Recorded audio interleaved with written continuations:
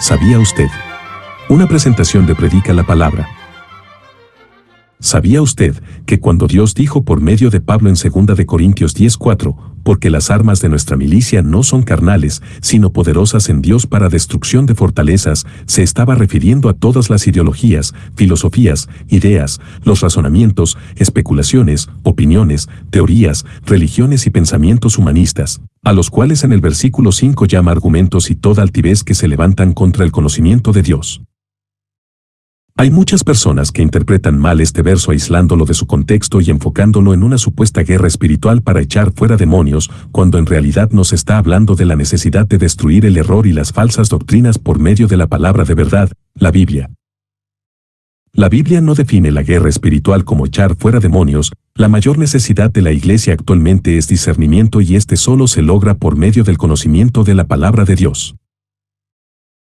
No negamos que haya casos de posesiones demoníacas y personas que son atacadas por demonios a las cuales es necesario liberar echando fuera a dichos demonios, pero esto es siguiendo el ejemplo del Señor y los apóstoles por medio de la autoridad en el nombre de Jesús, tal como lo indica la Biblia, utilizando la palabra de Dios, Mateo capítulo 4. Pero mientras los casos de posesiones demoníacas son contados, por otra parte, las personas que se encuentran prisioneros en falsas doctrinas y falsos sistemas religiosos y filosóficos se cuentan por millones y es contra estas doctrinas que debemos hacer guerra y rescatar a estas personas del error por medio de la correcta predicación y enseñanza de la palabra de verdad.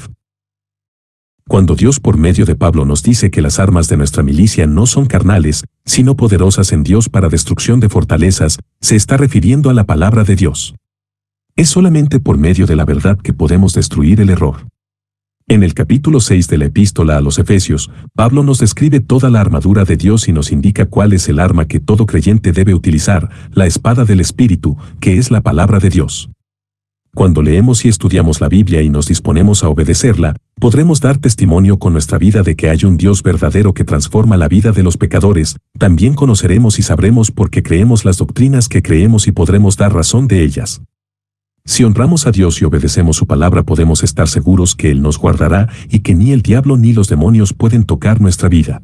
En la actualidad muchas personas están empeñadas en una confrontación cara a cara con demonios y en aprender una serie de fórmulas para hablarles y confrontarlos. Incluso hay quienes han tomado extremos ilógicos como ascender un monte o sobrevolar una ciudad en avión para hacer lo que ellos llaman guerra espiritual. Nada de esto tiene sentido ni fundamento bíblico, y definitivamente no es efectivo en contra de Satanás y los demonios.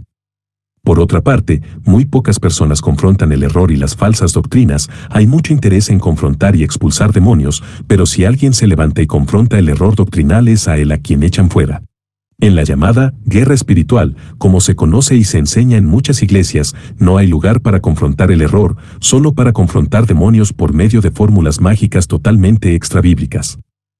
El contexto del pasaje nos deja claro que estas fortalezas no son demonios, sino doctrinas de demonios, y son el producto de espíritus seductores que operan por medio de mentirosos e hipócritas que construyen estas ideologías de sabiduría humana y que se levantan contra el conocimiento de Dios.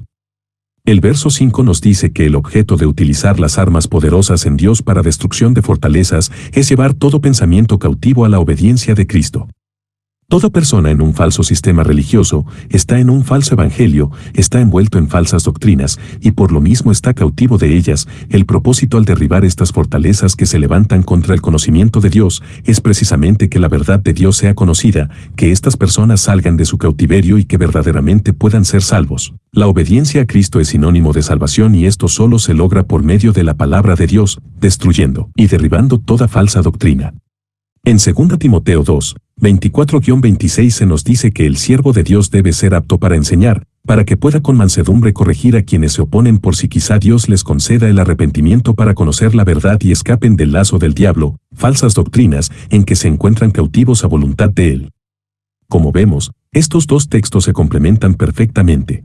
Nunca en la Biblia se dice que nosotros los creyentes debamos hacer guerra con demonios, enviarlos a tal o cual lugar. Tampoco en la Biblia se enseña que debamos atarlos. El texto de Mateo 18:18 que habla de atar y desatar se refiere a disciplina en la iglesia y el texto de Mateo 16:19 que habla de atar y desatar se refiere a la predicación del Evangelio. En ninguno de los dos pasajes se está hablando de demonios. El texto que nos habla del hombre fuerte que es atado para saquear su casa, Se refiere a la derrota de Satanás por medio de la obra de Jesucristo, Mateo 12:29, Lucas 11:21, y la única vez que se menciona que Satanás será literalmente atado es en Apocalipsis, durante el milenio y será atado por un ángel, no por ningún ser humano, Apocalipsis 20:1-2. El Señor y los apóstoles los echaban fuera, no hacían guerra con ellos. Entonces, ¿a qué se refiere Pablo cuando habla en Efesios 6:12? Porque no tenemos lucha contra sangre y carne, sino contra principados, contra potestades, contra los gobernadores de las tinieblas de este siglo, contra huestes espirituales de maldad en las regiones celestes. Toda falsa doctrina es doctrina de demonios, todo falso maestro es un agente de Satanás, consciente de ello o no, para propagar un falso evangelio y conducir a las personas a condenación. El verso 13 nos aclara cuál es el propósito de nuestra lucha, que podamos resistir en el día malo. ¿Cuál es el día malo? El día en que experimentamos tentaciones para pecar y oposición al hacer la obra de Dios. Si nos vestimos con toda la armadura de Dios podremos resistir al enemigo. No se trata de conocer la armadura, ni de recitar las partes de la armadura. Se trata de vestirla, no solo en la iglesia y no solo en los cultos de oración. Un soldado en servicio activo utiliza su armadura en todo tiempo y lugar. La espada del Espíritu es la palabra de Dios. Si no la leemos, no la estudiamos, no la entendemos y no la ponemos por obra, estamos tratando de luchar desarmados. Al decir que nuestra lucha no es contra carne y sangre sino contra principados, potestades y huestes de maldad, no está indicando que recurramos a fórmulas extrabíblicas y exorcismos, sino a que vistamos toda la armadura de Dios, y la única arma ofensiva de la armadura es la espada del Espíritu, que es la palabra de Dios.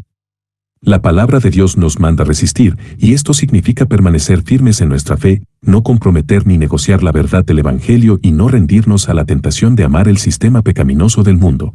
Las instrucciones para la iglesia son de utilizar la palabra de Dios para derribar y destruir las falsas doctrinas, las cuales son doctrinas de demonios, para liberar a quienes se encuentran cautivos de estas falsas enseñanzas y llevarlos a la verdad, al arrepentimiento y a la salvación que se manifiesta en la obediencia a Cristo, que es obediencia a su palabra.